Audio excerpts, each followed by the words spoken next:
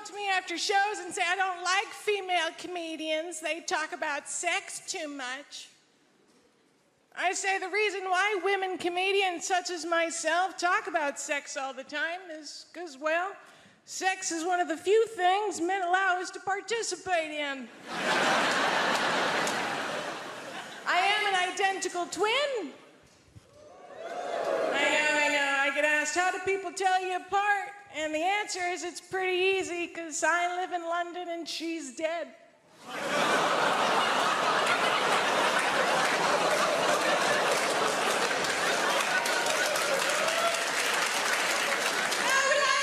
it's fine. She died at birth. Which I'm absolutely okay with, because that means I'll always be the pretty one. You'll be relieved to know that being American is not my only disability. I also have a very mild form of cerebral palsy. It's not a big deal.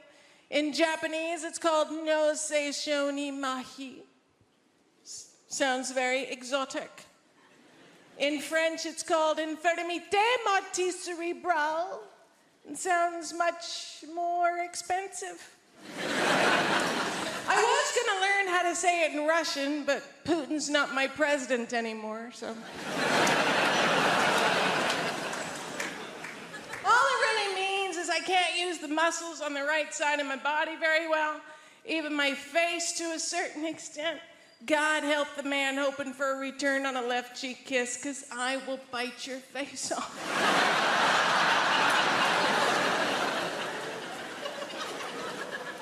Mostly, though, it's my right arm and hand that I can't use. I can place most things in my hand and hold them. I can also give people the finger, if you're into that sort of thing. Just takes 20 minutes. And when I walk with a limp because I like big dicks if I can't knock. I do. My mom, she feels responsible for my disability because she is. I don't want you to get the wrong idea. I love my mother very, very much. If it wasn't for her, I wouldn't be a comedian. But I would be able to use both hands. I moved to London 5 years ago, but I've been coming to the UK every summer for years and years before that, because I fucking love you guys. I do. I genuinely cannot get enough of you and your no-can-do spirit.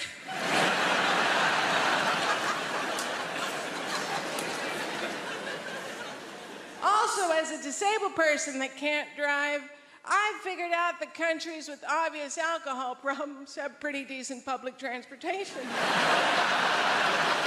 You people drink a lot. There's been a strike going on, and I'm still getting to gigs. That's how much you drink. We Americans, we don't drink as much as you. We physically can't. We're on too many opioids.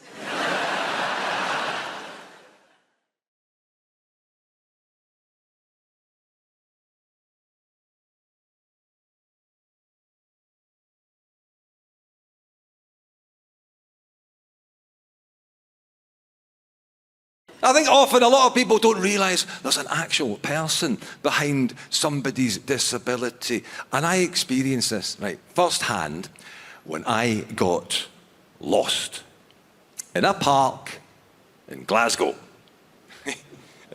I came off the path. I was in the bushes. Right, looking like a proper creepy weirdo.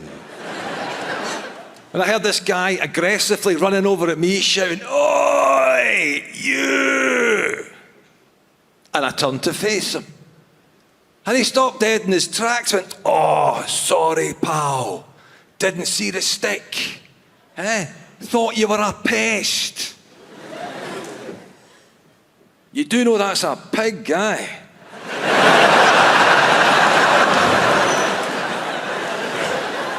Yes. People only see my disability. I should see how much I can get away with. Do you know what I mean? Like, how much of a blind wronging can I be? Just go into a supermarket, blatantly shoplift a coat. I get busted trying to leave through the plate glass window again. Security guard. Excuse me, sir, is that your coat? Yes, do you mind taking the security tag off it?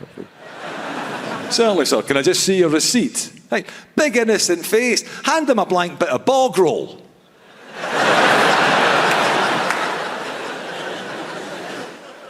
I bet he's not got the heart to say anything apart from, right, that's fine, have a nice day. But I still maintain, no, it is an excellent time to be disabled. In fact, now, in some areas, right, too good. To the point, I'd like to finish this evening by asking you lovely people of the Apollo a favour. Could you please, right, stop modifying sport so I can take part? It's now getting harder and harder to moan about being excluded when I am always being made to feel so very welcome. Not everything has to be accessible. There's a message. Being blind is a brilliant reason not to have to do something.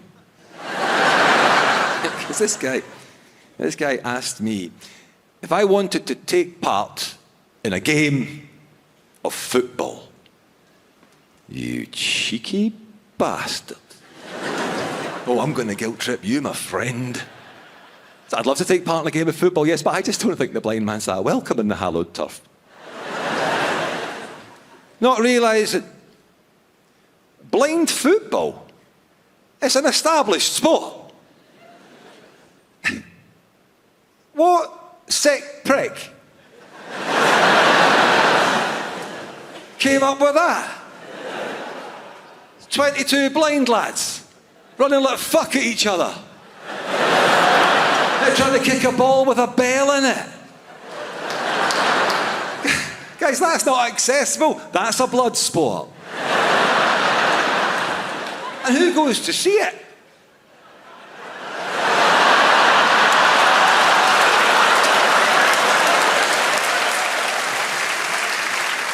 But I did. I played my part. I took part in one game. Yeah, they put me in goals. But I learned one thing. Like, in flight, a ball with a bell in it is silent.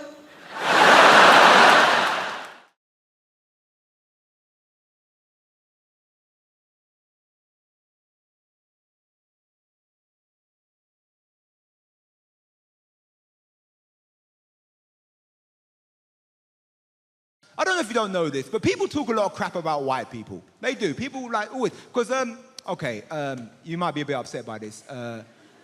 We had a meeting. Obviously, you wasn't invited. I love when we said we had a meeting and liberal white people go, ooh, we should send them a quiche. How nice. We had a meeting and people were saying some stuff about white people, and I had to defend white people. I was like, don't you talk about my white people like that. Don't you do it. Someone stood up in the meeting and said, white people are more racist than any other race. I said, you shut your mouth, sir. That's not true. White people ain't more racist than any other race. It's just the white people that are racist are just the best. You know? But when white people get racist, they go for it, man. You know, they start a political party, they go on a march, they join the police force, like they just get the job done. I realise this stuff, man. I think a lot now, because I'm getting old. I'm old school. I'm old boy now, you know. I just turned 25, right? Listen, this is the oldest I've been. Deal with it. I can't just go in some time machine and relate to you. I'm sorry. But I like getting older. Don't we like getting older, old school? We love it, don't we? We love getting older, because as you get older, you start to accept stuff about yourself. You do, you have to, you know? Like, it took me 25 years to realise that this is my face. Yeah? This ain't getting any better, man, because when I was younger, I always wanted to be better looking, you know? I need to be crazy good looking. I just wanted to be good looking enough to cheat, right? No, hear me out. I don't want to cheat on my girlfriend. I love my girlfriend. Sometimes, okay? But I need something to say in an argument that sounds believable once in a while, right? Like, look, I have Tinder, and my girlfriend knows I have Tinder and doesn't even care. She doesn't care. She's like, good luck. You know? I don't respect my facial abilities. And Tinder is disgusting but amazing at the same time. I love it, I hate it, I don't know. Don't know, because Tinder's great. Because what I love about Tinder is it will make you realize some social stuff about people, you know? Like I was on Tinder the other day, right, and I'm flicking through the profiles, because I'm a scumbag. Right, so I'm flicking through the profiles, and I see this one profile, right, and every picture was just a lady with her titties out, right? Just, that's what titties sound like in my head, because I'm 12, do it, right? You know, she had her titties out, just, and in the description, it just said, any dick, any time. And I was like, wow, all right. You know your market, I like it, right? So, show my girlfriend the profile. My girlfriend looks at the profile and goes, oh my God, what a whore. I said, what, babe? No. There is too much slut-shaming in this world. She is no hoe, she is a revolutionary. Confusing, right? I'm gonna explain to you why. Like, you gotta understand, everything in this world has a price. Everyone and everything has a price. And in this world where everything has a price, the price of vagina is very high, okay? Listen, if it was on the stock market, it would be oil and gold, right? But listen, I ain't just giving women no number. Men, we have a number as well. But we got dick, and dick ain't worth shit. Do you know what I'm saying? You don't just have dick. You gotta back that up with some collateral, you know? You gotta have a dick and a personality, dick and a job, dick and a life plan, right? Listen, I could have a warehouse full of penis and it wouldn't be worth as much as a picture of a pussy, right? It wouldn't. So when she said any dick, any time, she just crashed the whole pussy economy, you know what I'm saying? She made a credit crunch of vagina. She gave vagina back to the working class man. She's the Karl Marx of pussy, is what I'm trying to say, guys.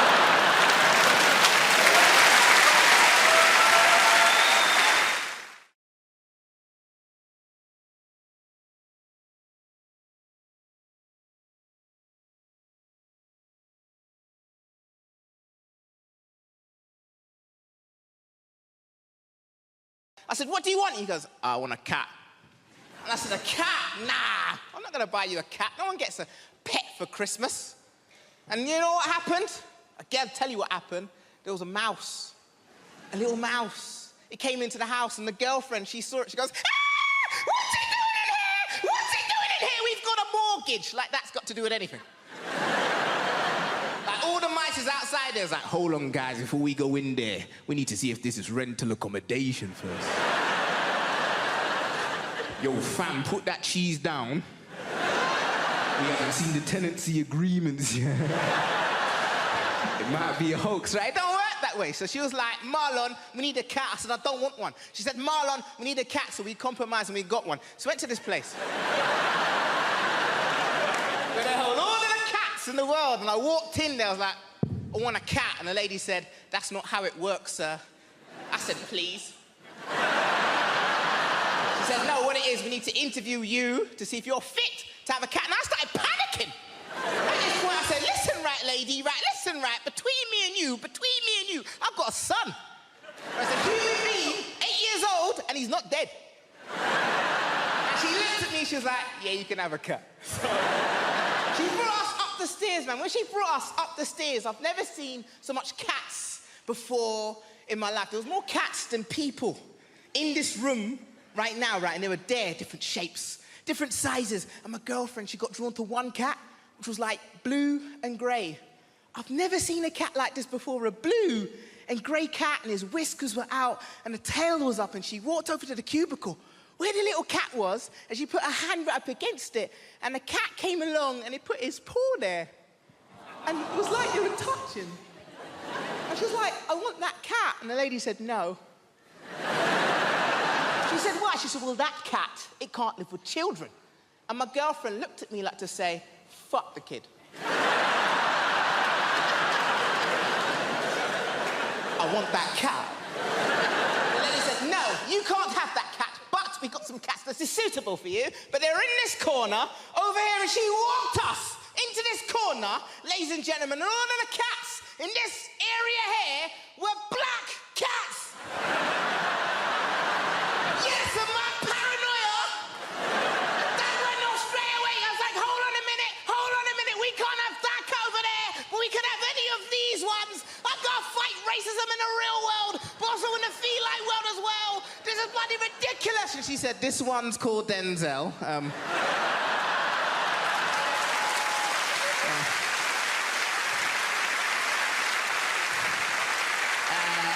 this is Barack and Michelle, right? They come. Marlon, you've lost your mind, you know. You don't want a cat. Let's just get any of them. So, we got Beyonce. We got.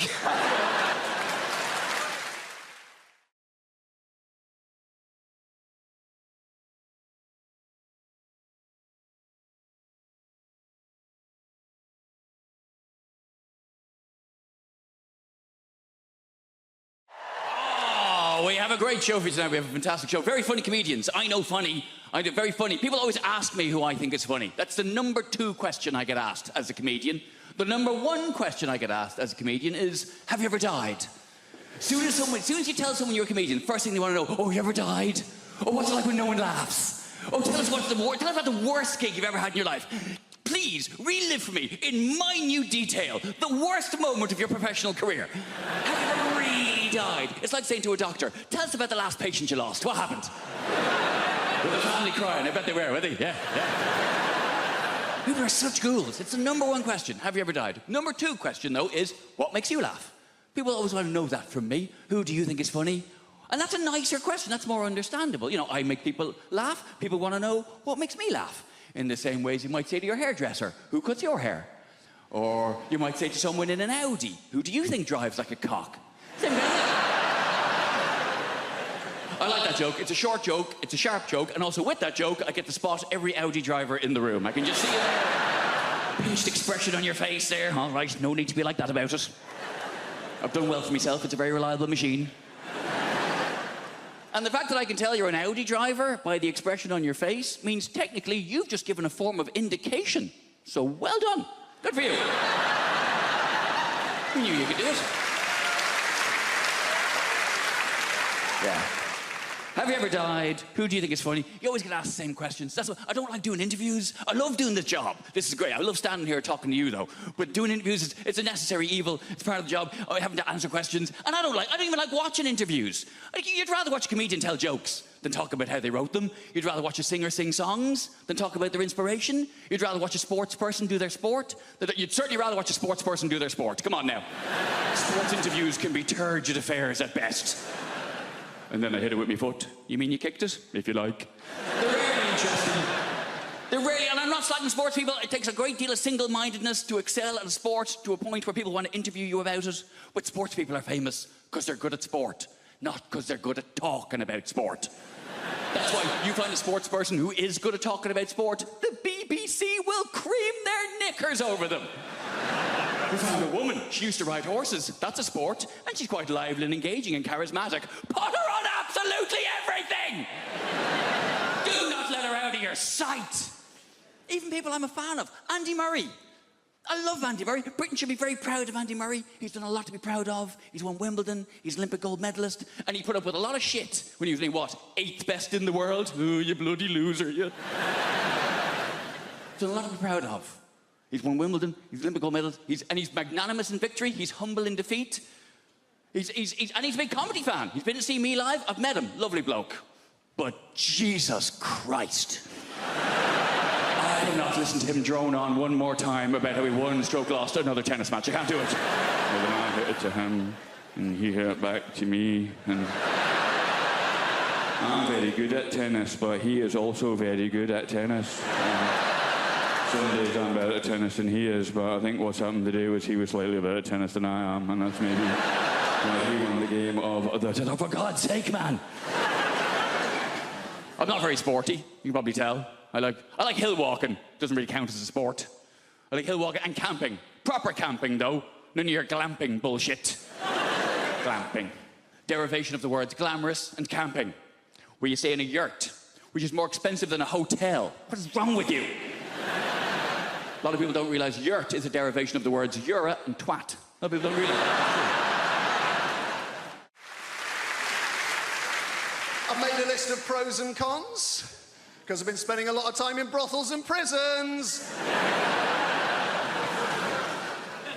Made a list of pros and cons, always good, give you a bit of balance, Con, complete loss of all feelings of hope and possibility. Well, doesn't sound very good, does it? It doesn't sound much fun, does it? Pro, increased plug socket access. Bang, 1-1. I say increased, it's actually total plug socket access. I've got 32 plug sockets in my house. Each and every one of them is now under my sole domain.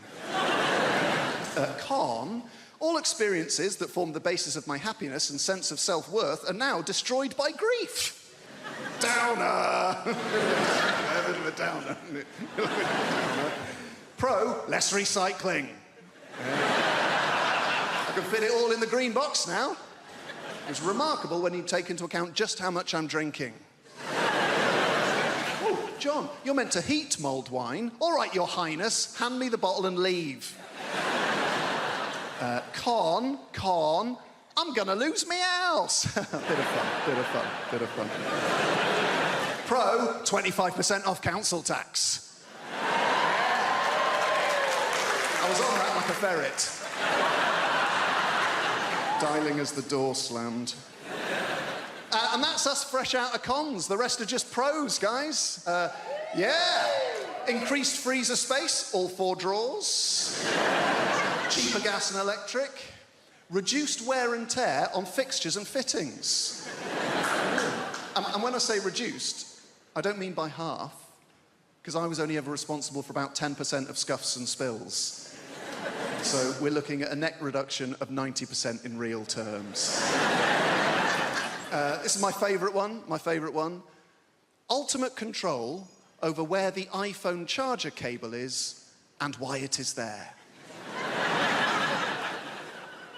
There was a time it would take hours to answer the questions, where is the iPhone charger cable and why is it there? Not anymore. Plugged in next to the bed, most convenient place to have it. Simple. Is it unplugged in the bathroom? No, it's not. Be a ludicrous place to keep it. There's no plug socket in the bathroom. Is it in the front pocket of a rucksack you no longer use? That'll be the last place you look. That'll be very frustrating. Is it plugged in on a train we have alighted from? No. It's plugged in next to the bed because that's the most convenient place to have it. This year, I did no lilt February. Thank you. I know, it sounds impossible, but you take it one day at a time. Did I have any today? No, you're a legend. Get hard around the middle of the month, you get the cravings. It's called lilt guilt. You're like, oh, I bloody love the lilt. It's the night where you go to the shop at midnight, you kick the doors in, where's the lilt? And they're like, we don't stock it anymore. Like, ah! So you try and make your own hooch lilt. You know, you get a pineapple and a grapefruit, and you add in batteries and a horse's head, and you're like, it's good, but it's not totally tropical. Did that joke in America recently. Turns out they don't have lilt there. This is all I do. Imagine if this was your actual... I go like blah, blah, blah, and you go, ah, ha, ha, ha, money. Can't believe I get away with it. You do actual, proper London jobs. You know, like blacksmith, you know? Farrier. Brunch DJ. The big 3. I tell you, I do not trust. People who work in offices, I know, right? What are they doing? Nothing takes that long. They're planning something. They must be. Do you know? Do you ever call in to visit your friend in an office unexpectedly? Everyone just shits themselves. They're like, what's he doing here? Cover the screen, lie across the spreadsheet, get him out. Kind regards, warm regards, best. That's how they talk. Seen the email.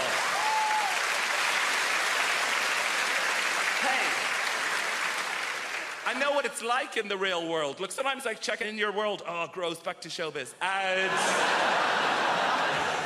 No, I'm very self-aware of the level of fame that I have. I was in a supermarket recently, and an older lady came up to me, and she put her hands on my shoulders, and she said, "You are vaguely familiar." And that is it.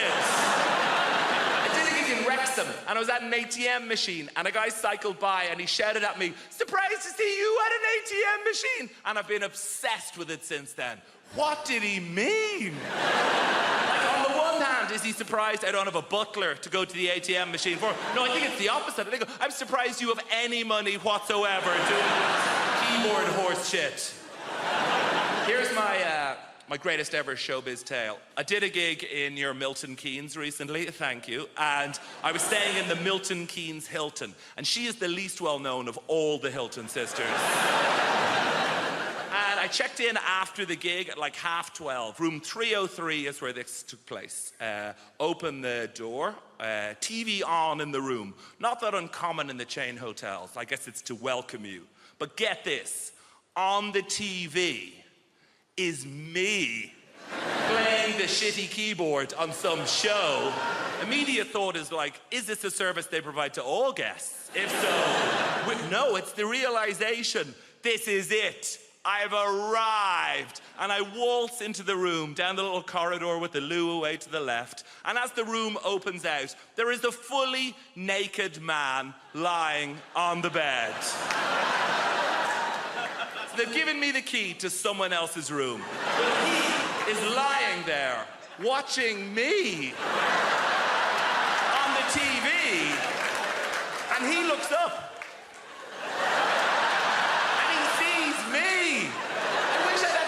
To think of something smart. What I say is like, "Oh shit, sorry man." I could have said anything and I'd be a legend. I could have been like, "Oh, you enjoying this? Ah, no boner," and just walked out of it.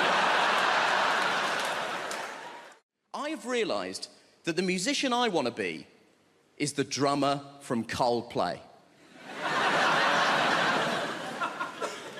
I want to be the drummer from Coldplay so badly because that dude is rich as shit and no one knows who the fuck he is.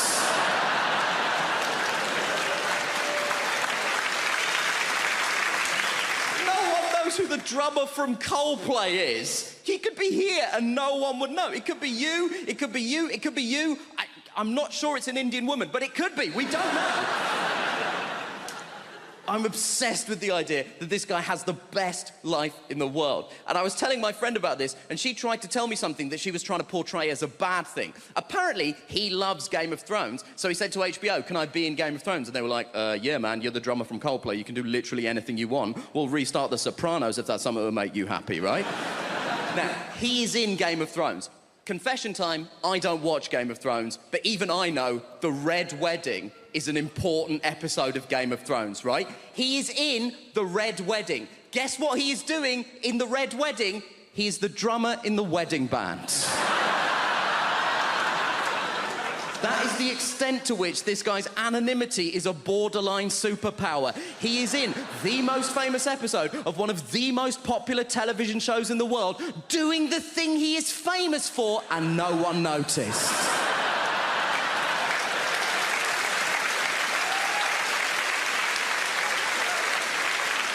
That is Kaiser Soze shit. And my friend was telling me that she read a supposedly embarrassing story that one of the actors told. One of the actors said that when they were shooting The Red Wedding, he was making small talk with the extras, and he got round to the drummer from Coldplay and said, "Are you a full-time extra?" And the guy was like, "No, I'm a musician." So he said, to the drummer from Coldplay, "You played on anything I might have heard of?" To which the drummer from Coldplay was presumably like, "Have you heard of All Music?" Because I'm basically the drummer on All Music. And my friend tried to tell me this, like this was a sad thing. She was like, "Oh, this guy's in Coldplay, but no one knows that he's in Coldplay. Isn't that sad?" No, because the problem with being in Coldplay is that people hate Coldplay. People hate Coldplay so much. And the people who hate Coldplay don't say things like, "Oh, it's not to my taste." They say things like this: "I hate Coldplay!" But what you mean when you say that is, I hate Chris Martin. No one is angry with the drummer from Coldplay. No one has ever been like, oh, the drummer from Coldplay! He's ruined my life! And I know what you're thinking. You're thinking, Nish, why are you so obsessed with the drummer from Coldplay? There's 2 other people in that band. We don't know anything about them either. And you know what? You're right. There's a guitar player and a bassist in Coldplay. I wouldn't know them even if they were here. I assume it's you 2, but only because he sat next to her and I spoke to her already. That's all I've got to go on at this point. They have the exact same life as the drummer, because I did a bit of research into this. Turns out Coldplay are one of those bands where they split the royalties equally. So they have the exact same life as the drummer, apart from one detail. They have the exact same life as the drummer. They have the same level of wealth, access, and anonymity. But crucially, the drummer is sat down.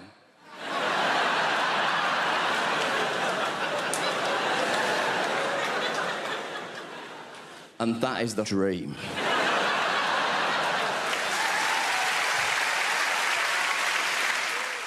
Do you love London? I love London. I feel like London is created by the people, right? Who are just crazy and sexy and ambitious. I got into an Uber the other day, not bragging, and I got into an Uber and the driver, he said, would you like to have the radio on? And I was like, oh, I don't mind, it's up to you. And then he said, well, actually, I make my own music. Do you mind if I put some of that on? No, I don't. And then he put on Drake's new album. I wonder how often it works. I wonder how often there's a middle-aged white woman thinking, oh, well, he looks like Aladdin and he sounds like confidence personified. Pull over and jump in the back, Nikolai. I'm having a good life. I have recently started doing yoga, which is just change. Yes, woo for the yoga over there. Are you a team? Come to... I'm new to it. I love it. Yoga has changed my life. It's brilliant. Yoga is my new drug. My old drug was drugs.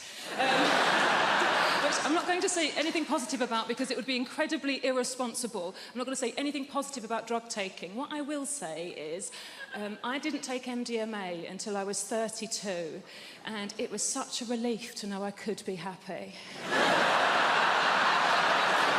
Just assume the equipment's broken.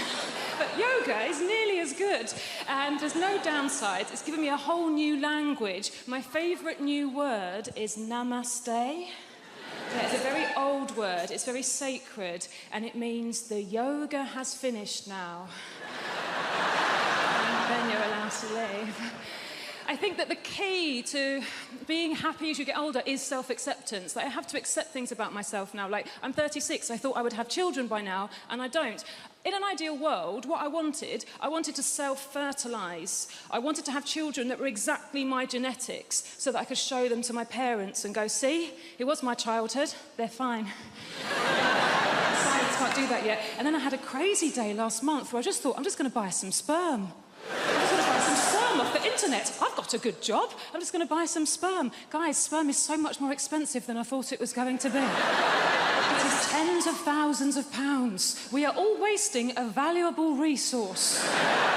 17-year-old me would have been a millionaire if I'd learned how to catch it and chuck it in the freezer. It's a shock.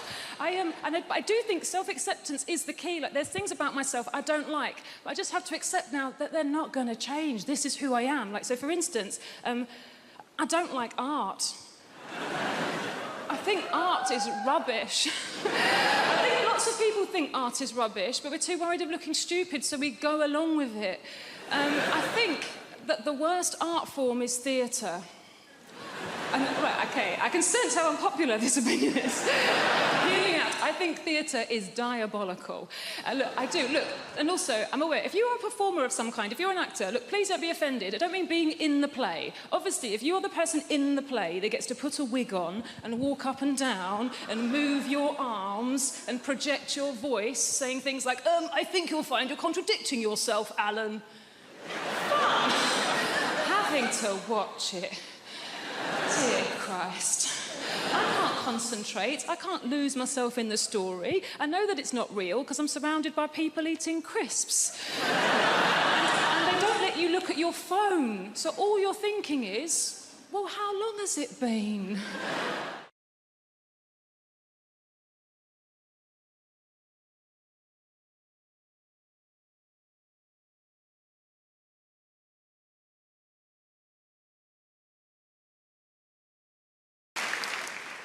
All of the parenting stresses me out, all of it. Like right from the beginning, when you're pregnant, you've got to think of a name for your kid. You're like, right, we're going to have to name it. That's tradition. Going to have to give it a name.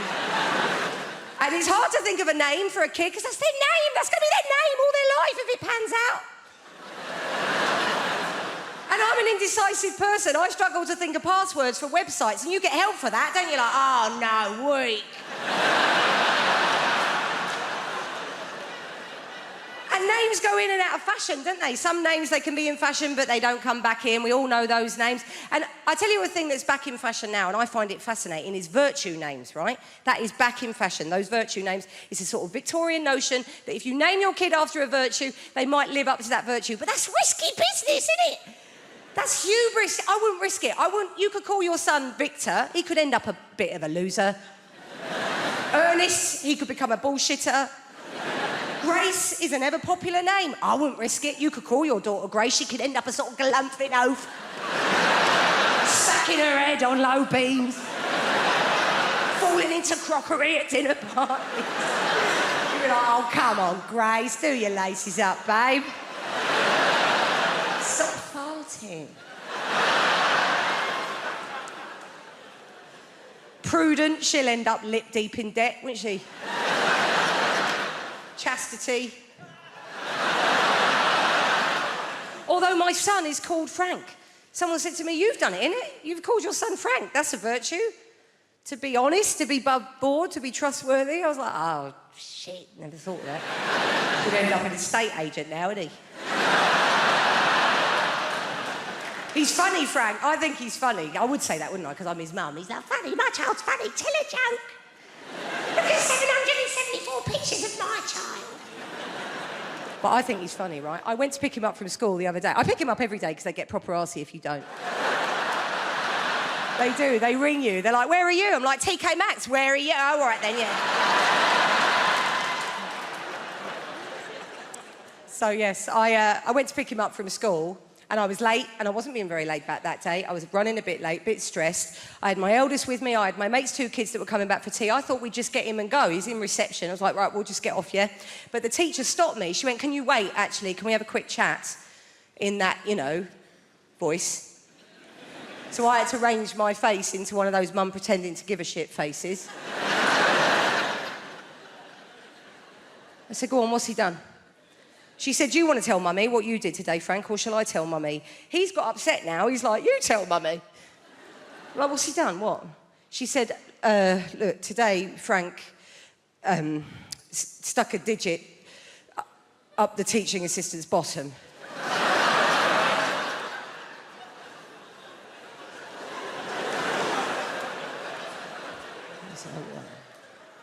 That's not ideal, is it?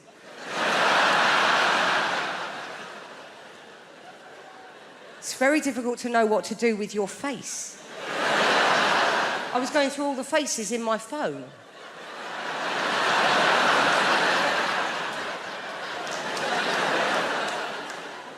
She said, we've talked about bodies, haven't we, Frank? And areas of bodies that we respect. I thought now would be a really bad time to go,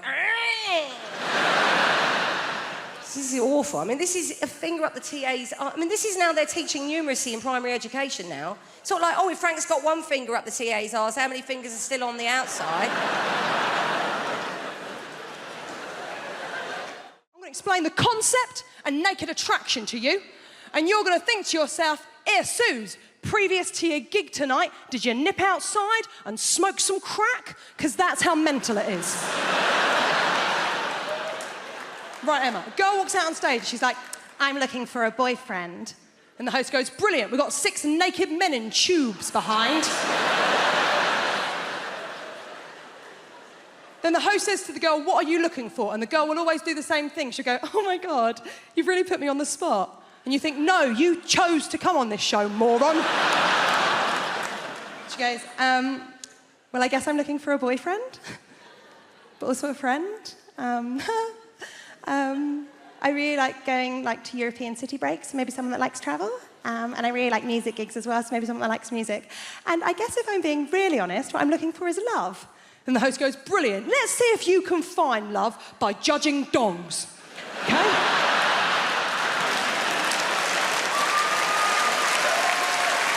6 naked men in shoes! Okay? Now, Emma, there's a screen in front of all of them. Every round, the screen goes up a little bit more to show a little bit more of the naked body. Every round, one man gets eliminated until the end. She's got a couple of nudie fellas to choose from.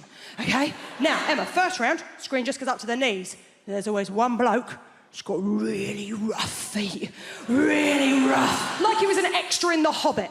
And he just never took the feet off afterwards, right? Now, she clearly looked at them feet and thought, well, them trotters ain't coming home with me, right? And you think, well, that's the end for him. Not the end. They don't shoot him.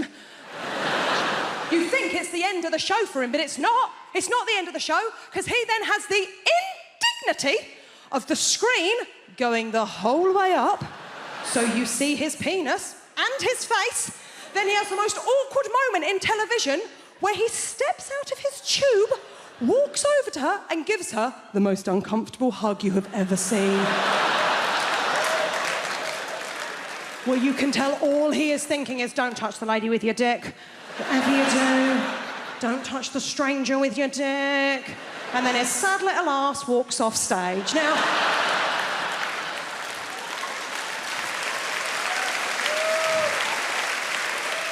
the next round, the screen comes up to the waist. And let's be honest, it is the round we are all watching for. It's cock-a-clock. Now, it's not going to come as a surprise to any of you. There's a lot of people in this evening. I'll bet it doesn't come as a surprise to one person in this room. I ain't seen many willies. I ain't seen many of them. I ain't seen many willies. I'm not a connoisseur when it comes to willies. I was straight for a month when I was 18. I don't have the wrists, okay? But even to me, even to the untrained eye, there was one that I was like, oh, there's someone up with him. There was something just not quite right about it. They're not meant to have a corner, are they? Halfway through, it had like a proper corner. Now, she clearly looked at that one and went, ooh. She can't do that, can she? She's got to go work on Monday. She don't look like a bitch on TV. So instead, she had to do a little lie. Emma, see if you can see where she went wrong. She went, I'm going to have to get rid of number 4. Kind of weird dick. I'm going to have to get rid of number 4 because the way that he's standing, he doesn't really look like a very confident guy. And I'm only really attracted to really confident guys. And I thought, he has his penis out on television. How much more confident would you like this twat to be? I wouldn't go down on a man with a vagina. Or, absolutely not. All on a man. No. Because a man's vagina would be disgusting. Like, I think it's a good thing that most women are born with them because you look after stuff. Like men, no, thank you. No. People get so angry though, man. Like, I always used to say the LGBT community, and then someone threw a bottle at me for not saying LGBTQIA+. And it's like, mate, I'm on your team. I just didn't know. Like, I didn't miss you out deliberately. Give people some credit. You've named your community after a bloody Welsh village. I'm not going to get everything right first time. Like, also, does anyone know what the A stands for in LGBTQIA? The A, anyone? Asexual, yeah. Now that baffles me somewhat. Like, I don't understand why those people would want to be part of the same group, because that means at gay pride you've got people who are like, I'm not ashamed, I'm proud, I'm a man and I love men, you know. I'm a woman, I have sex with women. And then you've got these people at the back who are like, I want no part of this filth. Like, holding up a blank placard, like, nothing! We want nothing! And you're like, over there, that's a different march, isn't it? Surely. The problem with some sexist stereotypes, though, is that they're there for a reason, aren't they? Some questions can only be answered with a stereotype. For example, there's a stereotype that women can multitask and that men are just like, ha, the whole time. I think it's offensive to men more than anything. But some questions can only be answered with a stereotype. For example, why is it that you never hear about a woman who died wanking? It's exclusively a male method of death, isn't it? The rope around the neck and only the men. Now, this makes no sense because women masturbate. We know this. Women have masturbated since the 1980s, of course. I believe it was the sinking of the Belgrano that finally got them going. Now, statistically, there must exist women that like to strangle themselves to increase the size of their orgasm, but you never hear about them because they don't die doing it. Women seem to be able to strangle themselves and masturbate at the same time. You know why? Because they can multitask, you see. And men's like, ha! You're gonna die! Fuck it! Ha! And they die. So, some questions can only be answered with a stereotype. That's my point. But these stereotypes were obviously used in the past to kind of make life harder for women. But now, some people think maybe life is harder for men because of the whole Me Too movement. I don't know about that. But what I do know is that no man could deal with the Me Too hashtag. Like, no, not even the really woke, liberal good guys. Like, I've got a friend who's a real good guy, you know, like one of them. And he, he's always blogging about why we can't eat prawns or some nonsense. And he's like, oh, this harassment stuff's terrible, isn't it? Oh, this harassment stuff, oh, makes you want to castrate yourself. What? That's what he said. Every man should just castrate himself. It's like, come on, mate, that's such a male response, isn't it? Because women still want to have sex, they just don't want to be harassed, right? So if women are like, hey, could you stop harassing us? And men go, oh, right, I see, well, I guess I don't need this anymore. Chop. Surely women are like, no, I still want to have sex just more on my terms. But then we're like, no, those are your options. Either we can harass you or it's nothing. The species ends. Pick a team, Karen. Huh?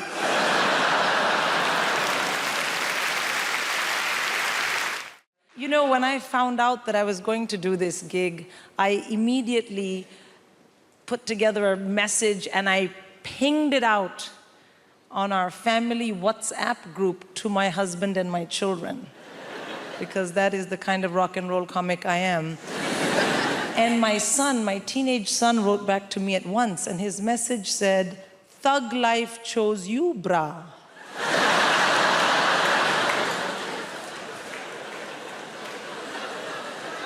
And I was like, oh shit, my child has joined a gang. I mean, what kind of language is this? Thug and bra, it had 2 R's, but he's a terrible speller. And I was like, oh no. And the other thing is I thought, this message is not for me. This idiot has sent me a message by mistake, which is for a gang member. What if the next message is something much worse? And that really bothered me because, well, this was my moment. I am going to Apollo. Like, if I'm going to find out you're a criminal, can we do it next month? So I wrote back to him in all caps, because as a good Indian mother, I mainly shout at my children. I wrote back, "This is your mom." And he wrote back, "I know, gigging like a boss." Thank you. A boss. Yeah, B-A-W-S-E, boss. And also, please do remember as you listen to the rest of my set this evening that I didn't choose it, but the thug life chose me. That's right. So I have kids. Of course you love your kids and it's difficult to raise them. Small kids are very easy, I find. The biggest downside of having a very small child is they are very boring. Yeah, they want to show you they love you by talking to you all the time, but everything they know, you already know.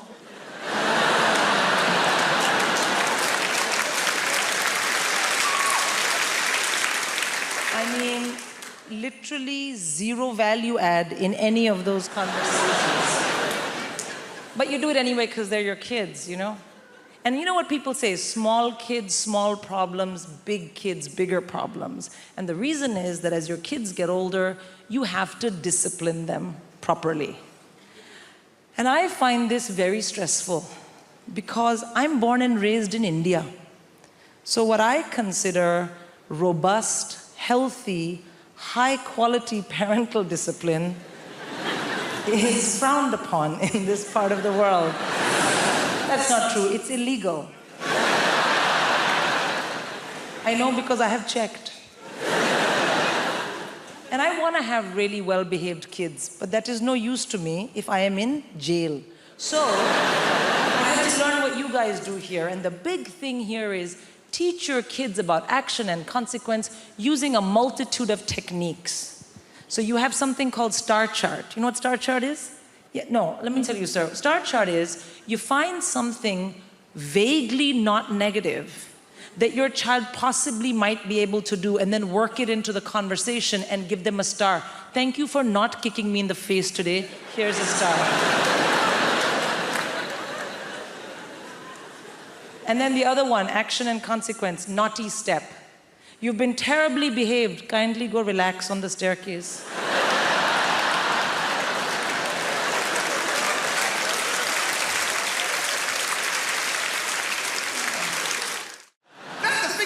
Some crazy people and with some crazy ideologies. One of the craziest people I met and the funniest were these guys called the Black Israelites. If you don't know the Black Israelites, right, it's a group of black dudes in New York, right? And they think the black man's the original Jew, right?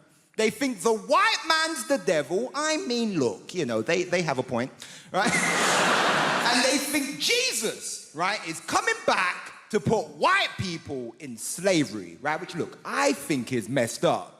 Because I think white people would make terrible slaves. Do you know what I'm saying?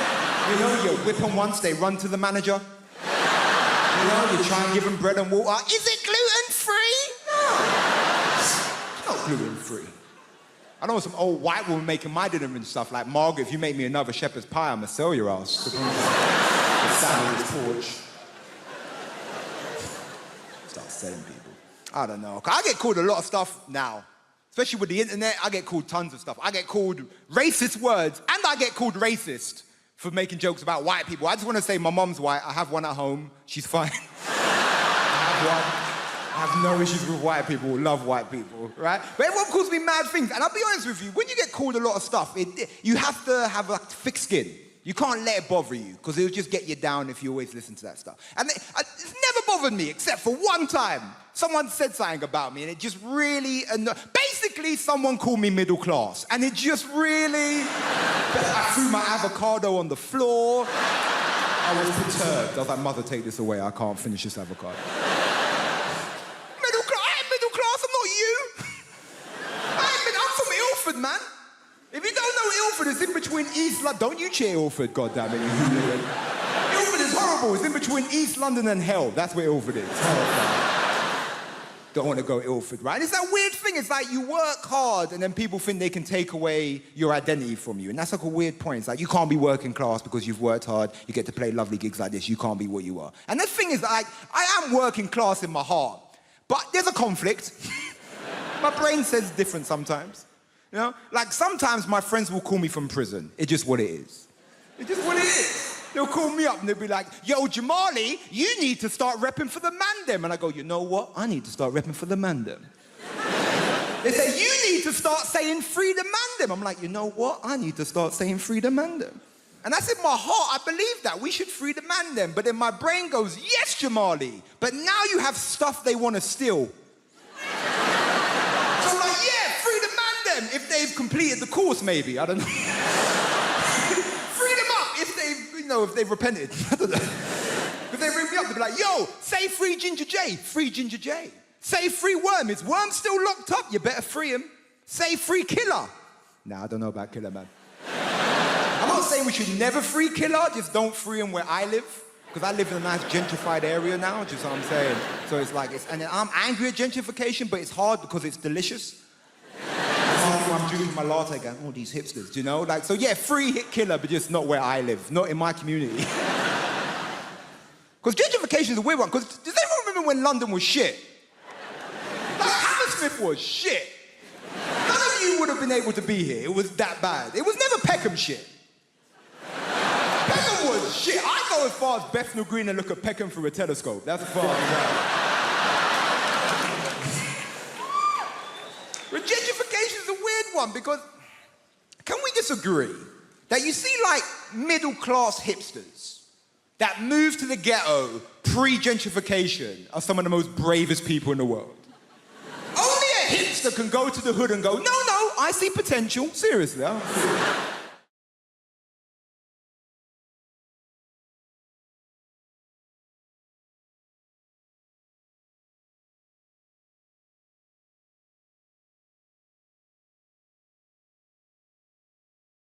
They say it's hard, you know, bringing kids up is difficult. They say kids these days are influenced by these new hyper-violent computer games. And that's nuts, isn't it? If we'd been influenced by the computer games from our childhood, we'd have to go around going like, beep,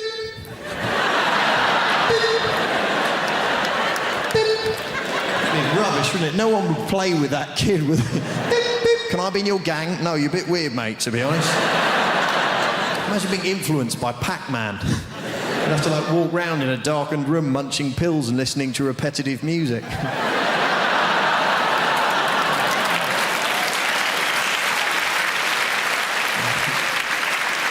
The younger people laughing and clapping, the older ones going, who is this Pac-Man you speak of? It's not one of the rough boys from the estate, is he?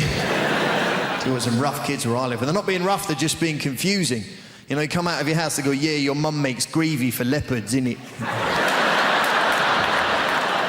Yes, I believe she does. She does a lot of charity work. These are scary kids. Even the dirty old men are scared of these kids. See him turn up in their car, put the window down, like, hello, little boy, do you want a sweet? The kid's like, what sort of sweets have you got? Said it best be good if you come on here and trouble me with your sweetie talk, right?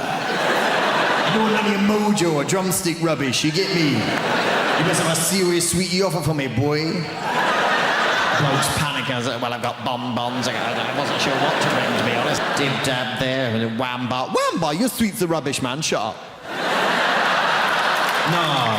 Wham-bars used to be big like that. Now they're small, innit? So you're going to have to do better than a wham-bar if you want to see my dick, right? Hey, man, look at your car driving a Saab. You got no pride. Get out, you wham-bar, bitch. Next pervert, please. How many sweets have you got, Sweaty? What do you mean, Neverland? Yeah. Well, we live in exciting times anyway, you know. It's very exciting being in London, you know. The Olympics. Fantastic. We didn't really want the Olympics till we heard France might get it.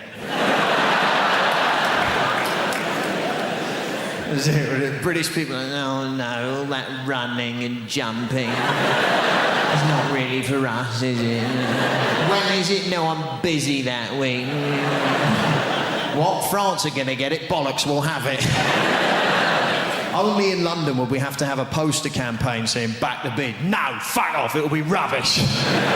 Don't you think that's a bizarre response to that question? Like, would you like the oldest, most historically significant athletic competition the world has ever known, attracting athletes from every known nation on the face of the planet to come here and perform at the peak of their abilities in the very city where you live? Most British people go, where will we park? You know, because it's all residents round here. There's others going, no, man, the tubes will be packed, you get me? People getting on the underground with, like, javelins and shit. No. Coming in the escalator with a shot put, health and safety, boy. And there's a whole other section of British society going, you what? The Olympics? Let a load of foreigners in? Huh? Ones who can run and jump and swim, you let them in, you'll never fucking catch them. Huh? Place to be overrun with Lycra refugees. You're having a laugh, ain't you, mate? They'll peel them little numbers off their jackets. You watch them, they're sneaky. I read about it in the Mail. I am what you call in show business a triple threat. I do comedy, and I do music, and I will cut you. Just joking, I probably won't. It's so fantastic to be here today. I will be doing a little bit of music, so if you're a fan of NWA or Snoop Doggy Dogg, then I apologise. I'll be about 3 minutes. So this first song, this is about travelling on a train. Could you give me a cheer, Apollo, if you've ever been on a train before? About half. Okay, great. Lovely. Well, the half of you who cheered, that means you are my target demographic. Congratulations. So I'm going to sing this song. This is about the worst thing any of us can ever encounter on a train journey. Just before I sing it, I have had some problems at previous gigs, actually, so I just want to make something crystal clear. If you listen carefully, I'm not even saying the word Hindu.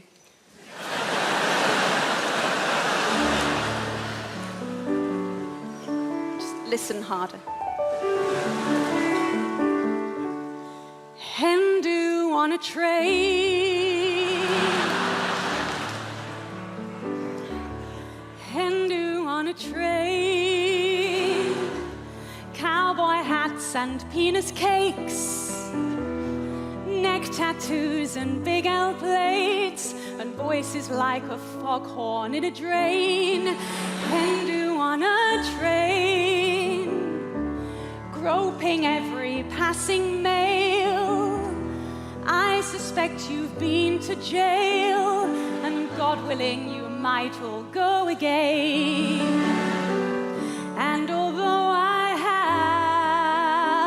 have so many things to say to you, I'm aware that there are 6 of you, and all of you have had more fights than me.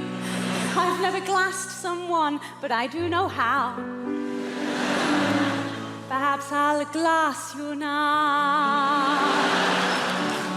Hindu on a train. You brought your own speakers too, brilliant. To belt out Calvin Harris tunes. I mean, the maid of honor's clearly on cocaine.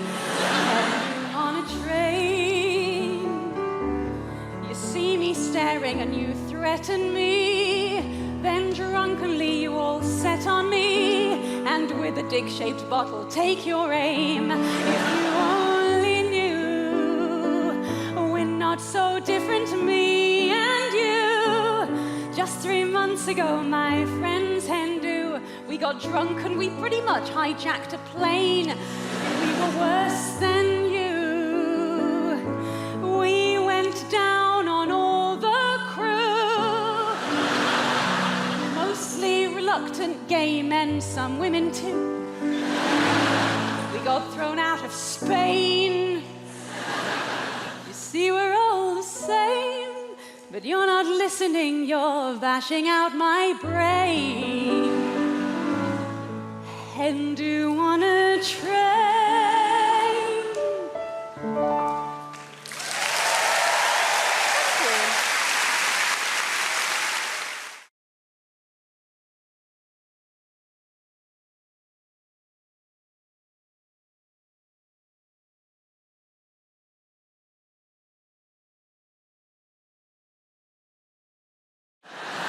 I am quite impressed at the number of sports that have been adapted for disabled people, though. It's nice that they are so inclusive these days.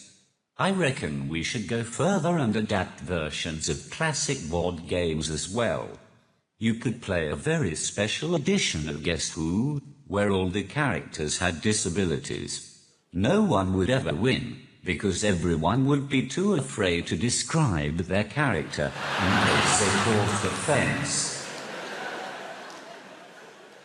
The questions would be fun as well. Is your person incontinent? Does your person have crayon around his mouth? Does your person have trouble speaking properly? Is your person Danny Dyer?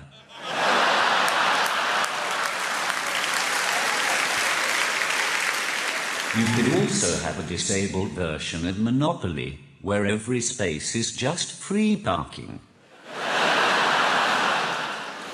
speaking from the personal experience of a bloke with a disability, I think that the dating game is much harder for people like myself. I've tried speed dating. That didn't work. By the time I've typed out a sentence, it's time to move on to the next person. And I'm not looking for sympathy either. I'm just using emotional blackmail to try to get someone to sleep with me.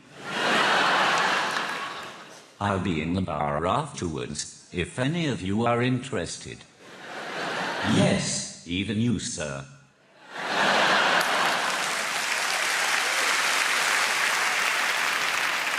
One of the main problems I have with dating is that I find it hard to approach girls in the traditional sense. I don't have the ability to chat up a woman. When I meet a girl, I have to type them up. And that just sounds wrong. You type up your dissertation, you type up your will, and you type up your letter to your grandma. There's nothing sexy about being typed up. Even if there was, when you're typing excitedly to a woman, and accidentally spell something wrong, autocorrect is a ducking nightmare. For example, I once asked a girl if she had a pen I could borrow, so I could write down her number. I didn't expect it to say, "Can I borrow your penis?" So you can imagine my surprise when she pulled it out right in front of me. It's at this point in my set when I like to remind people that I'm not related to Stephen Hawking in any way. In fact, the closest I have ever come to being Hawking is when I went to see The Theory of Everything at the cinema. It's the movie about Stephen Hawking and his life. I didn't go to watch it though.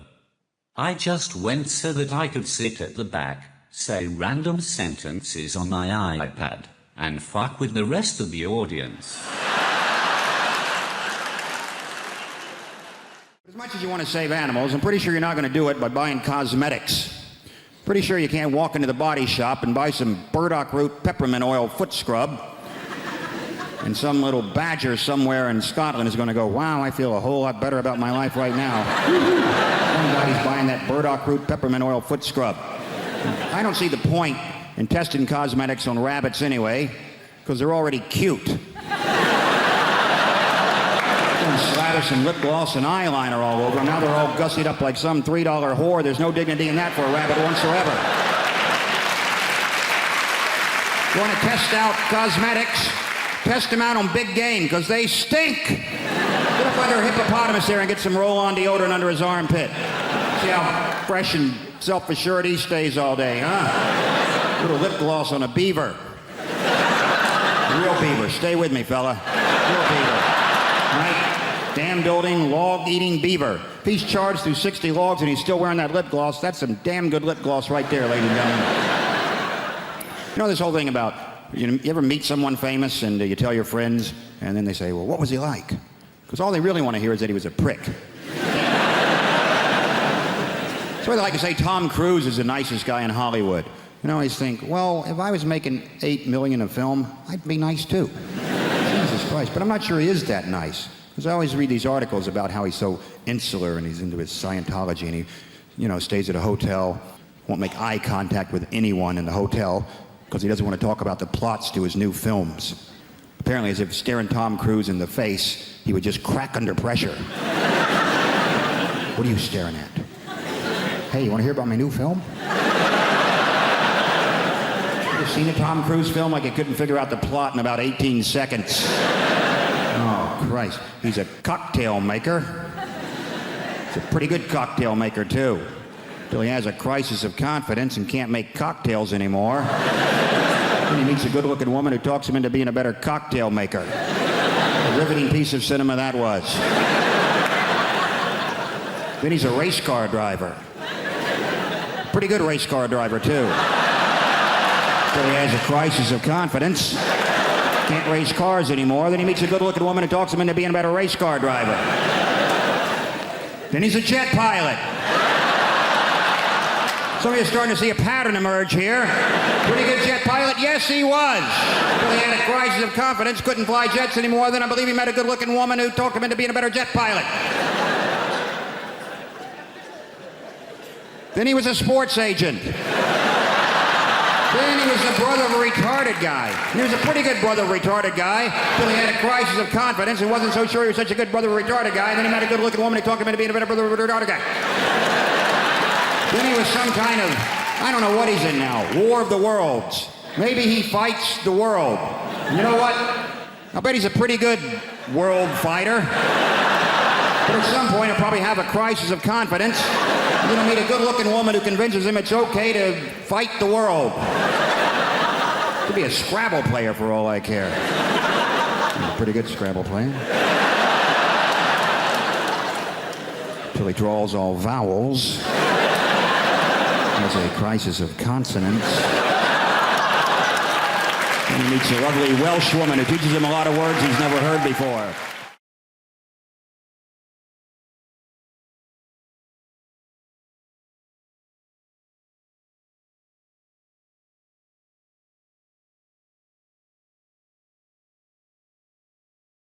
They know their wildlife over there in Australia. Unbelievable. They have koala bears over there. They've so many of them. They've actually trained them to work in the cities. And get your guess, right? What job do you think koala bears do in Sydney at the moment? What job are they trained to do? Give me a guess.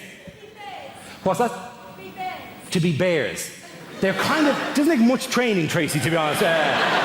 Given that it's already a bear, it really, unless you want to be a different kind, you're no koala, you're a grizzly. Get out there, go on, get out there, koala.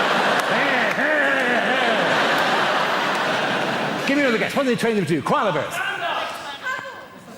Cuddle. Cuddle is glorious. What a beautiful idea. They train them to work as professional cuddles. That's a fabulous idea. All over Sydney, there'll just be podiums sitting there with a koala on it, and you can walk up and go, I'm a bit down at the moment.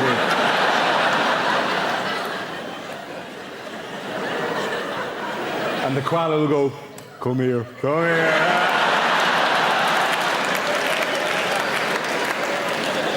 All right, now you shouldn't have now. Thanks very much. Brilliant suggestion. Give me one more suggestion. As phone sex operators. They train the koalas to work as phone sex, not actually just as operators, not actually to do the thing, but to go, I'll put you through now. So, well, you sound like you need a bit of loving, do you? Well, there's a very strict woman on line 4. I'll give you that to her, right? Because koalas are very good at that kind of notion like that. Was it actually to talk to the customers? Oh, do you want to see what I'm wearing? I'm all furry and exciting, right? I'm the furriest little koala you've ever seen. I'm slipping out of the fur at the moment. Look at that. Do you like that? That's kind of sick. That's weird. What they actually train, the job they actually train koala bears to do in Sydney is to work as bicycle locks.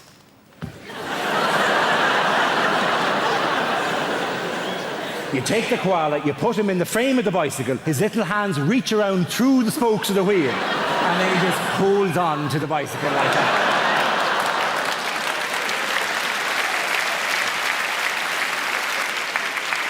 The finest answer I ever received, though, was in a university in Dublin, and I said, what job do they train them to do? And a student there went, is it guides for the blind? And I said, well, surely they'd use dogs for that. And she said, not for walking, for climbing.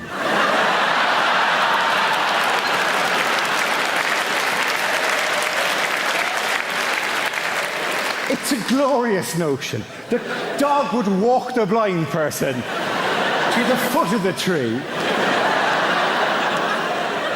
at which point control would be handed over to the koala bear, who would then walk the blind person up past difficult clumps of branches and whatnot, till they got to the top, where presumably it would then describe the view to the blind person.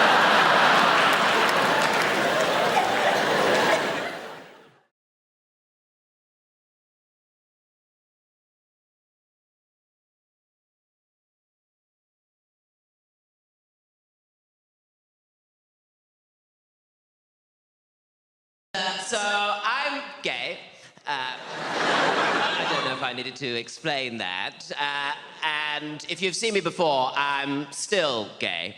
If anything, it's getting worse. And I'm completely gay as well. Like, I've never tried it any other way. I've never tried it with a woman. I'm a thoroughbred.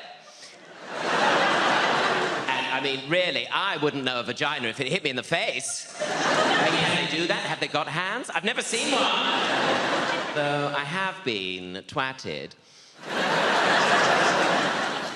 And I realise I come up here and I talk and sound all posh, don't I? Probably quite intimidatingly so to you. But I'm not actually from a very posh family at all. I'm from a very ordinary family, and I went to a very ordinary comprehensive school, very ordinary. I know, isn't it moving?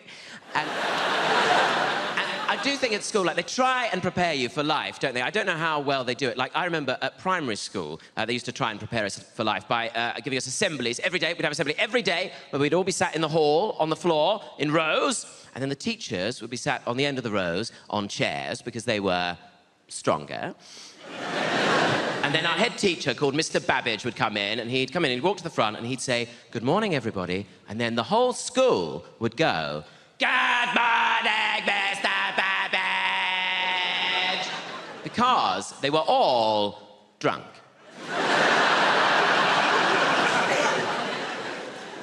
And then he'd read us a story, and it would always be a story about, like, how to make a soup out of stones. And I think Jesus was there somewhere.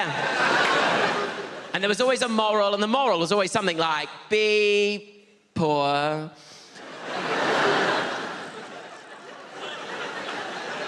And then after that, he'd sometimes read us a letter from Rapamundi, and Rapamundi was this girl, right, we were always raising money for in India. And she would write us these letters about how dreadful her life was. And she did have an awful, dreadful,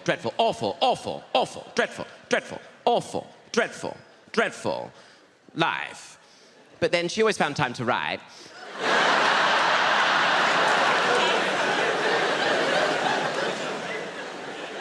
And then, after that, we'd always have a collection of postage stamps for guide dogs. I don't know who these guide dogs are writing to. And then eventually, when you've done enough of that, then you get to go, of course, to secondary school, don't you? Secondary school, and that's where you get to learn really interesting things at secondary school, isn't it? Like, you get to learn about novels in English, and you get to learn about fingering, and... And you get to learn about, like, proper grown-up maths, don't you? Or math, as they say in America, don't they? Math. But we do it more than once.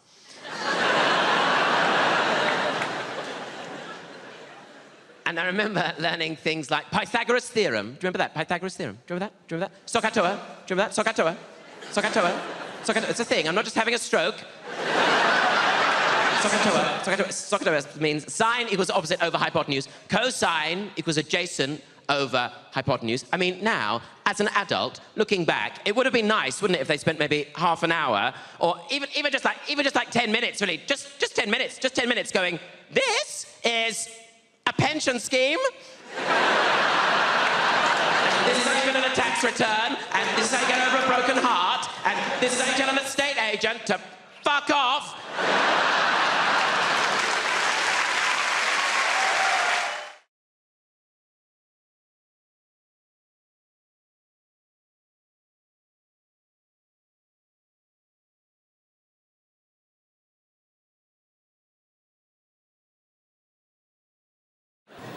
They say it's hard, you know, bringing kids up is difficult. They say kids these days are influenced by these new hyper-violent computer games.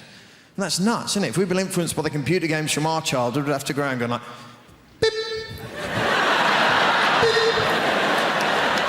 beep. It'd be rubbish, wouldn't it? No one would play with that kid with beep, beep. Can I be in your gang? No, you're a bit weird, mate, to be honest.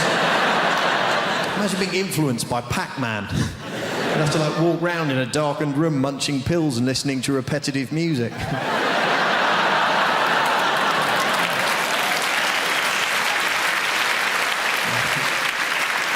for the younger people laughing and clapping, the older ones going, who is this Pac-Man you speak of? It's not one of the rough boys from the estate, is he?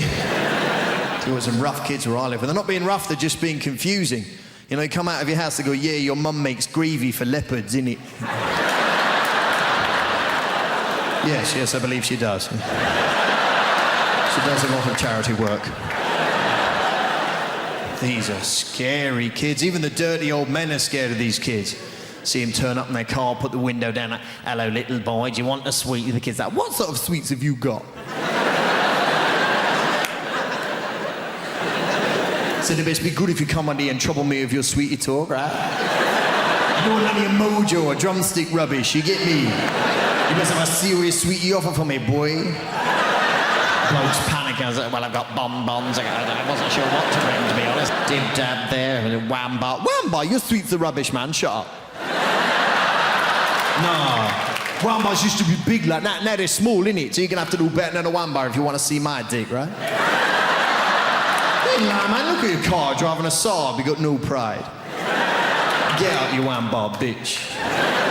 Next pervert, please. How many sweets have you got, sweaty? What do you mean, Neverland? Yeah. But we live in exciting times anyway, you know. It's very exciting being in London, you know. The Olympics. Fantastic. We didn't really want the Olympics till we heard France might get it.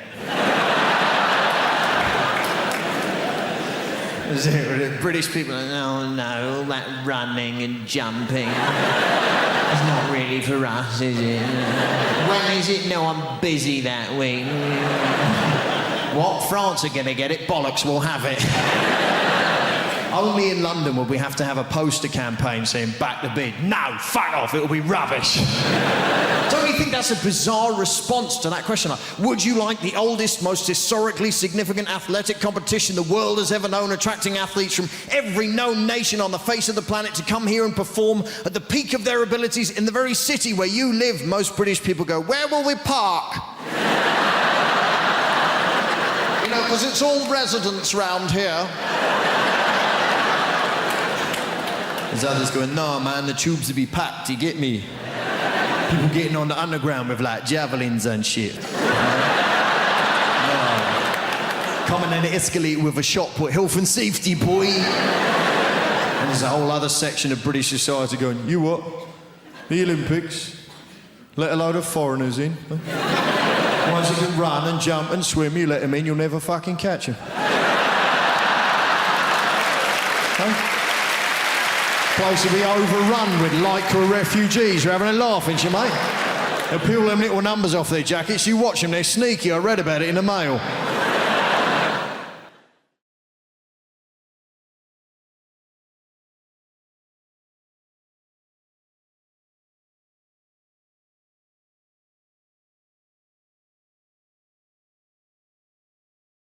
This is true, this. Does anyone know? I fail my test. Can anyone tell me what happens, right? If you're on your driving test and an animal ran out in front of the car, what are you supposed to do? Supposed to run it over. That's the right answer. If they say anything else is a danger to other road users. I'm on my test. Everything's going great. Suddenly, this goat ran out in front of the car. So I remembered what he said, and I kept driving. A few seconds later, I look in my rear-view mirror. The goat is fine. I've missed him by millimetres. Now, obviously, I didn't want to fail my test. So I slapped it in reverse like that. But I must have been chasing that little fucker through that field for 45 minutes before I ran over his head, and he still failed me. Where's the justice in that?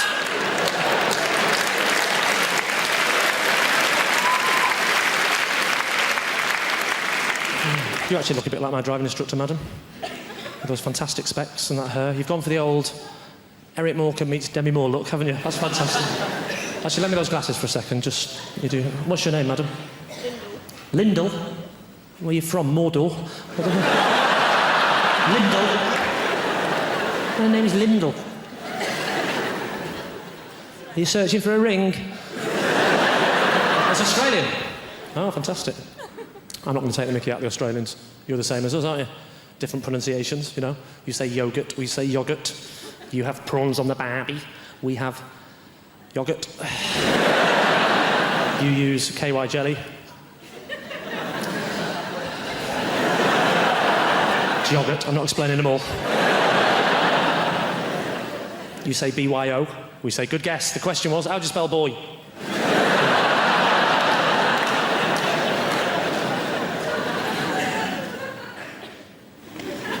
Arsenal. What do you do for a living? Are you a welder?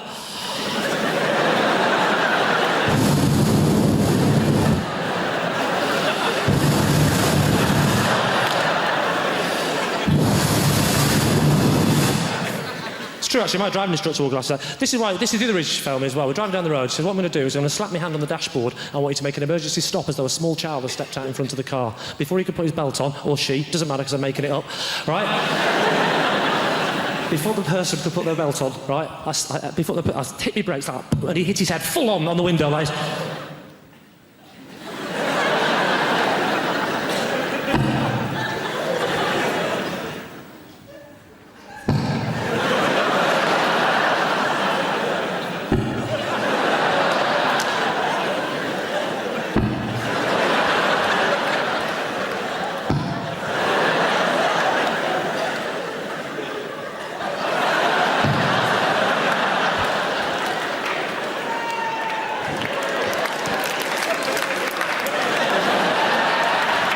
I'm just showing off now. Oh, bad job! Hey! Hey!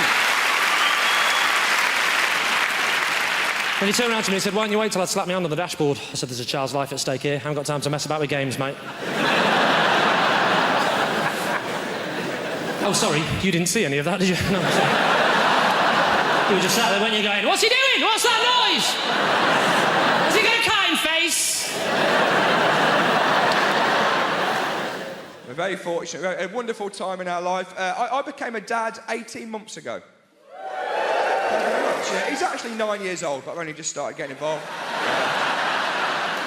The hard work's done. I'll step in now, I think. No, he's a baby. He's a wonderful boy. It's stressful, very stressful. Not for me, for my little boy. Very stressful being a baby. His socks just fall off all day. Just start the day, you look down, his socks are off again. Imagine if you were going through that as adults. Your mental health would be in the gutter if you were going through that. I'm amazed that it's more baby's first words when they learn to speak, not mum and dada. What the fuck's going on with these socks? Seriously. Mad being a baby. My little boy, he's 18 months old. He's got 3 xylophones.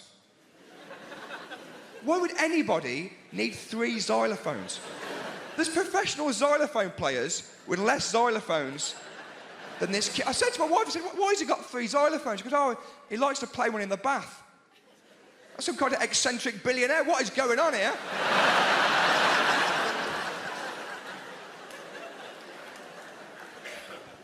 I'm enjoying being a dad. It's changed my whole perspective, to be honest, being a dad. Like, growing up, I used to think that I had an angry dad. Growing up, I always thought I had an angry dad. And now I'm a dad, and I'm like, oh, no. We just pushed a very reasonable man to breaking point. just a lovely guy. I think being a parent is a lot like eating a pomegranate. Like, there's really nice little bits, but ultimately, I'm not sure it's worth it. It's really hard. People give you mad advice as well when you have a kid. My little boy, actually, he's about a week old. I was holding him. And my mum, actually, she said, Josh, just think, that little boy you're holding there could go on to be anything he wants to be. He could be a top doctor, a politician, an astronaut. I was like, wow, that's incredible. But also, I wouldn't have thought so. An astronaut, from me to an astronaut in 1 generation. That's a hell of a leap. I went to the pub the other day. It was a push door. I was pulling it. I thought the pub was closed. I just went home. I could see people inside. Well, how have they got in there? What's going on? NASA are not knocking down my door. I don't think he'll be a politician either, because he's going to go to the same shit school in the Midlands that I went to, And politicians, they all go to the posh schools, don't they? And people don't like that. They say, oh, politicians, they all go to the posh schools. I think that's okay. I think that's fine. I don't think you'd want anybody from my school being in charge of the country. Maybe this is very progressive, but I think if you learn maths in a porter cabin, don't get involved in government. I don't know. If you learn about history by watching Blackadder on a wheeled-in TV, stay out of it.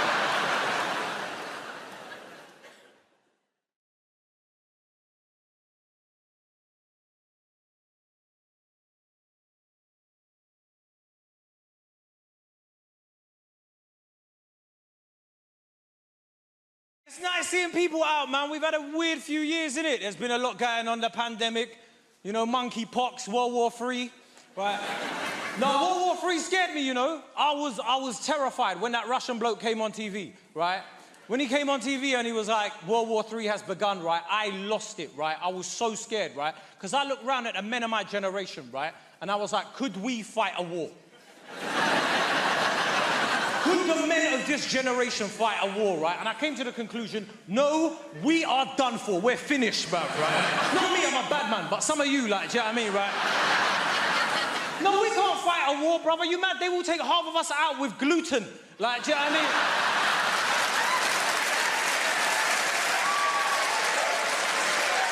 Be real, man. They won't even need to drop bombs. They'll just drop blue top milk over the front lines, right? Just see all of us just shitting everywhere. Crying like, where's the gender-neutral toilet? Shut up, it's a war, bro!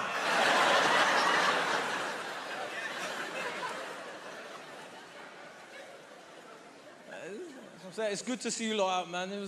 That whole thing was scary, man. Do you know the scariest part of that thing? The mayor of London came on TV, right?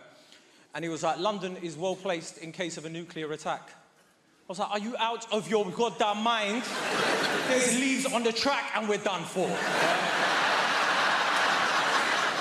Forget a nuclear winter, we can't survive autumn, bruv, right? It's nice seeing you guys out, man. We've had a weird few years, man. Monkeypox is on the horizon, right? There's going to be no anti-vaxxers when it comes to that one, is there? Right? As soon as you see a massive pimple that big on your face, you're like, yeah, inject it, bruv. Do what you want, right? The thing with COVID, we had everything in it, right? Like, people were talking about the vaccine. Like, there was people on both sides that I didn't understand. Like, I don't care if you're vaccinated, just have a good reason, because I didn't get both sides of it. You know, you had pro-vaxxers and you had anti-vaxxers. Are there any anti-vaxxers in?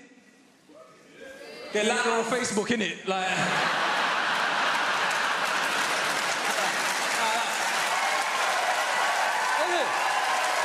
Like, you look, those anti-vaxxers are loud on Facebook, innit? Like, Bill Gates, he's taking your soul. You lot are sheeple. All right, shut up, man. Right? I don't get the pro-vaxxers either. You know, like the way they're like, there's absolutely no reason not to get vaccinated. There's absolutely no reason. It's like, of course there is. There's reasons for some of the most horrendous things in the world, like listening to R. Kelly's music. Do you know what I mean? Like, there are reasons. What, you're going to tell me there's no reason to listen to R. Kelly's music? Are you mad? Right? What, you want me to never watch Space Jam again? Are you out of your mind, bruv, right? Listen, there's reasons to listen to R. Kelly's music. As much as you want to deny it, there's reasons, right? Say you're in a Squid Games type scenario, right? And the challenge is to play a song that a diverse audience is going to sing along to, yeah? I don't know about you lot, yeah, but I'm picking Ignition, innit? Right? Don't go home and say, I told you to listen to R. Kelly, by the way. He's a piece of shit. Don't listen to him, right? Nah, I don't care whether you're vaccinated or not, if I'm being honest, right? As long as you have a good reason, right? As long as you've got a good reason, I don't mind what you want to do with your life, man. It's your life, do what you want, right? And I'll tell you what I mean, because I've got a lot of friends, man, like, that are like anti-vaxxers and stuff as well. Like, I was talking to a couple of my mates about it, right, when it was all going on, and I was like, bro, you're going to get vaccinated? He was like, no. I was like, why not? He's like, no. Come on, bro, man, that's not a reason, man. Just talk to me, man. Let me know. He's like, no, you're going to turn it into a joke. And to be honest with you, wonderful foresight on his behalf, right? Like,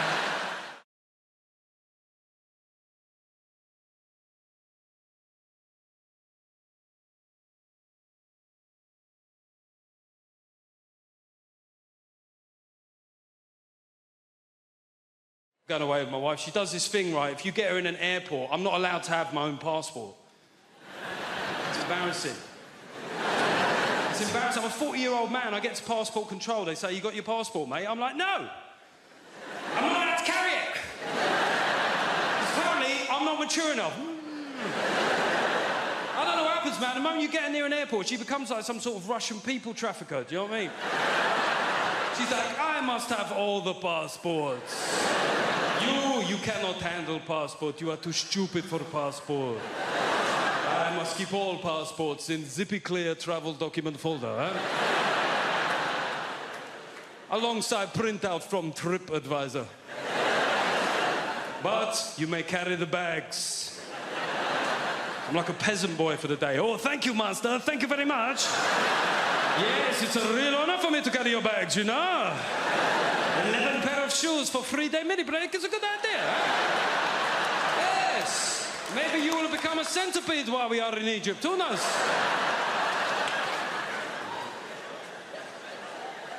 I went on a stag do recently. I went to the Munich Beer Festival. Has anybody here been to the Munich Beer Fest? Seemingly everybody.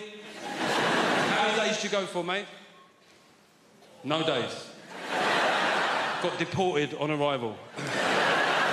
We went for 7 days. We got there on a Monday, right? We had 6 straight days drinking, Monday through Saturday. And on the Sunday, we said we've got to do something different, right? So we went to Dachau concentration camp. Yeah. It was a weird shout. There's no getting away from it. Could have gone go-karting. I said, no, let's do some World War II here. It took a long time to get there, and when we got there, it was shut. Now, yeah, it felt inconvenient. However, given the wider backdrop of historical suffering, I didn't necessarily think that my inconvenience was that big a deal, right? So I just thought I'll take it on the chin. But we had a mate of us called Tim, and Tim started popping off at the German security guard. He said, mate, it's a Sunday, yeah? It's a big tourist day. It's outrageous that it's shut. I said, to be fair, it's outrageous that it was ever open, you know what I mean?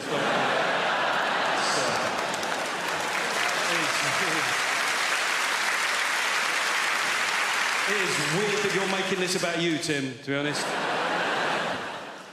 People say dumb things, though, don't they? I was having a beer with my mate Wayne the other day, and Wayne likes to tell you where he was on the occasion of big historical news events that happened within our lifetime, right? So I mentioned 9/11, and Wayne went, 9/11, remember where I was that day? I was like, don't care where you were. I don't see how it's relevant. I don't see how your whereabouts on that fateful, terrible day will form some sort of meaningful historical footnote, Wayne. I'm being honest here.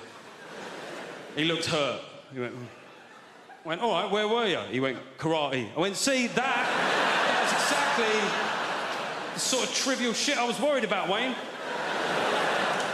He said, well, you know, I was in New York 6 months before that. Makes you think, doesn't it? I was like, no. No, to be honest, all it makes me think is I wish you'd been there 6 months later. Sorry. Oh, we have a great show for you tonight. We have a fantastic show. Very funny comedians. I know funny. I do very funny. People always ask me who I think is funny. That's the number 2 question I get asked as a comedian. The number 1 question I get asked as a comedian is, have you ever died? As soon as you tell someone you're a comedian, first thing they want to know, oh, you ever died? Oh, what's it like when no one laughs? Oh, tell us about the worst gig you've ever had in your life. Please, relive for me, in minute detail, the worst moment of your professional career. Have you ever really died? It's like saying to a doctor, tell us about the last patient you lost. What happened?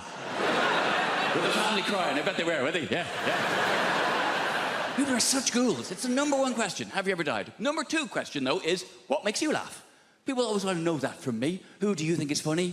And that's a nicer question. That's more understandable. You know, I make people laugh. People want to know what makes me laugh. In the same ways you might say to your hairdresser, who cuts your hair? Or you might say to someone in an Audi, who do you think drives like a cock? I like that joke. It's a short joke, it's a sharp joke, and also with that joke, I get to spot every Audi driver in the room. I can just see it there. Pinched expression on your face there. All right, no need to be like that about it. I've done well for myself. It's a very reliable machine. And the fact that I can tell you're an Audi driver by the expression on your face means technically you've just given a form of indication. So well done. Good for you. I knew you could do it. Yeah. Have you ever died? Who do you think is funny? You always get asked the same questions. That's why I don't like doing interviews. I love doing this job. This is great. I love standing here talking to you, though. But doing interviews, it's a necessary evil. It's part of the job. I having to answer questions. And I don't even like watching interviews. You'd rather watch a comedian tell jokes than talk about how they wrote them. You'd rather watch a singer sing songs than talk about their inspiration. You'd rather watch a sports person do their sport. You'd certainly rather watch a sports person do their sport. Come on now. Sports interviews can be turgid affairs at best. And then I hit it with my foot. You mean you kicked it? If you like. They're really interesting. They're really, and I'm not slagging sports people. It takes a great deal of single-mindedness to excel at a sport to a point where people want to interview you about it. But sports people are famous because they're good at sport, not because they're good at talking about sport. That's why you find a sports person who is good at talking about sport, the BBC will cream their knickers over them.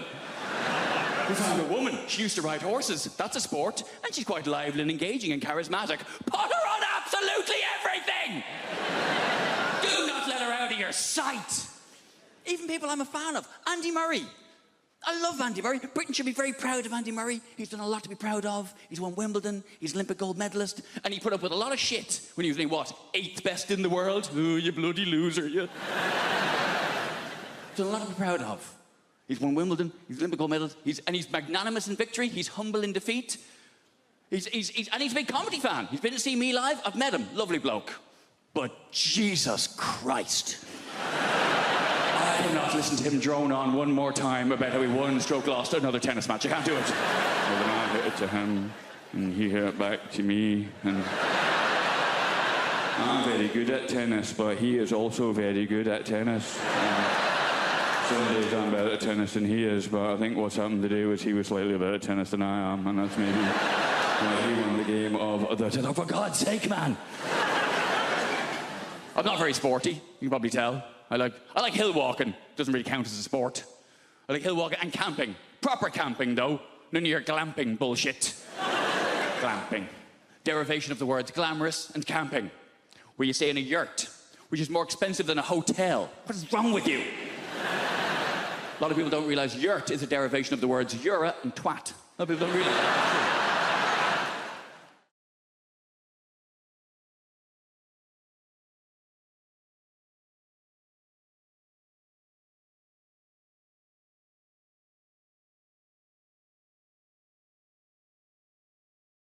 This is true, this. Does anyone know, I fail my test. Can anyone tell me what happens, right? If you're on your driving test and an animal ran out in front of the car, what are you supposed to do? Supposed to run it over. That's the right answer. They say anything else is a danger to other road users. I'm on my test. Everything's going great. Suddenly, this goat ran out in front of the car. So I remembered what he said, and I kept driving. A few seconds later, I look in my rear-view mirror. The goat is fine. I've missed him by millimetres. Now, obviously, I didn't want to fail my test. So I slapped it in reverse like that. But I must have been chasing that little fucker through that field for 45 minutes before I ran over his head, and he still failed me. Where's the justice in that?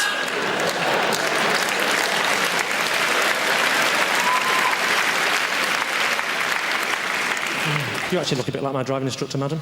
With those fantastic specs and that hair. You've gone for the old Eric Morecambe meets Demi Moore look, haven't you? That's fantastic.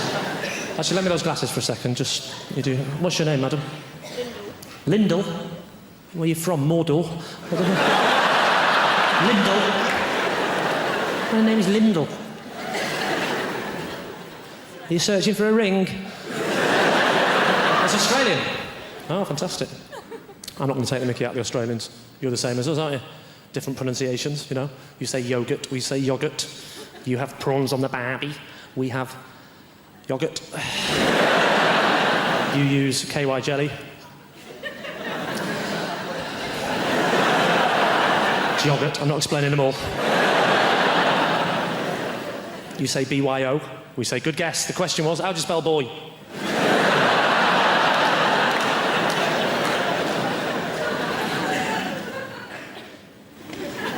Arsenal. What do you do for a living? Are you a welder?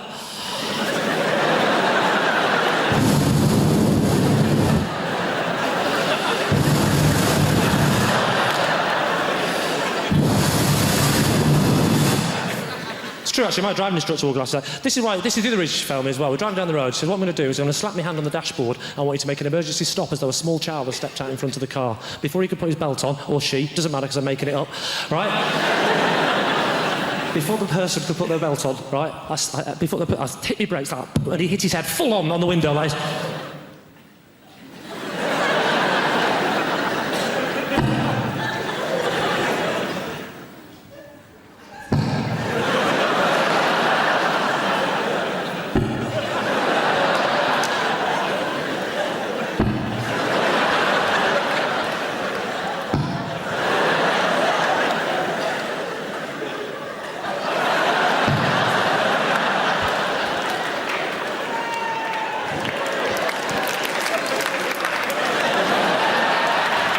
I'll just show it off now. Oh, bad job! Hey! Hey! When he turned around to me, he said, why don't you wait till I slap me under the dashboard? I said, there's a child's life at stake here. I haven't got time to mess about with games, mate. Oh, sorry, you didn't see any of that, did you? No, sorry. You were just sat there, weren't you, going, what's he doing? What's that noise? Has he got a kind face?